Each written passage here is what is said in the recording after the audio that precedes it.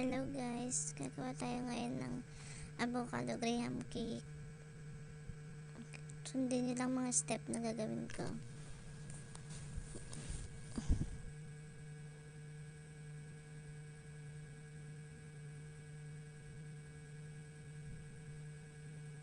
Ayan yung tsura niya. First, kailangan na natin ng creme densada, 1 can chilled creme densada. Tapos haluin lang ng haluin para mag double size siya. Halo lang ng halo.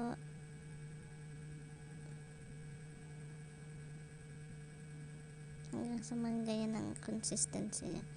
Tapos mag-a-add lang tayo ng kalahati ng lata ng kondensada. Kasi yung ating avocado hindi ganun katamis. Kaya kailangan mag-add pa tayo ng kondensada. Tapos ngayon maglalagay na tayo sa tray ng graham cracker na sinawsaw ko sa milk. Para lumambot ang ating graham cracker.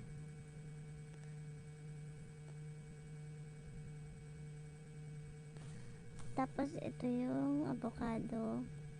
Kanina hiniwa ko na siya. Dalawang avocado nga pala yung nagamit ko kanina.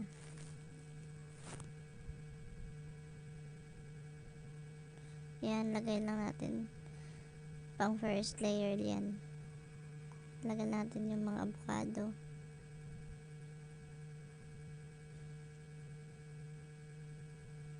Second layer naman, ganun lang ulit ang gagawin natin. Nilagyan ko nga pala ng Bear Brand yan, ng powdered milk yan, Bear Brand. Para mas masarap yung lasa niya.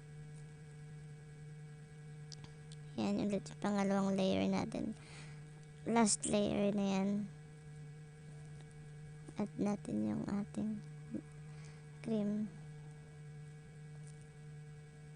Sundin nyo lang mga steps guys. Ayan, naglalagay na tayo ng avocado sa taas. Yan na yung pinaka last niya. Try nito guys, sobrang sarap nito as in.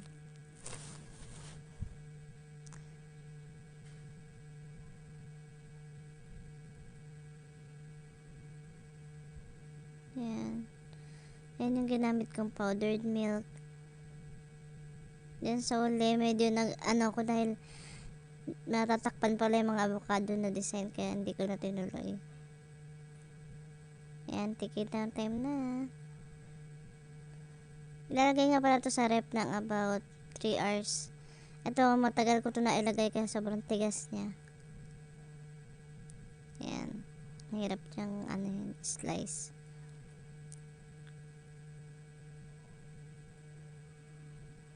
Yung lasa niya, sobrang sarap as in.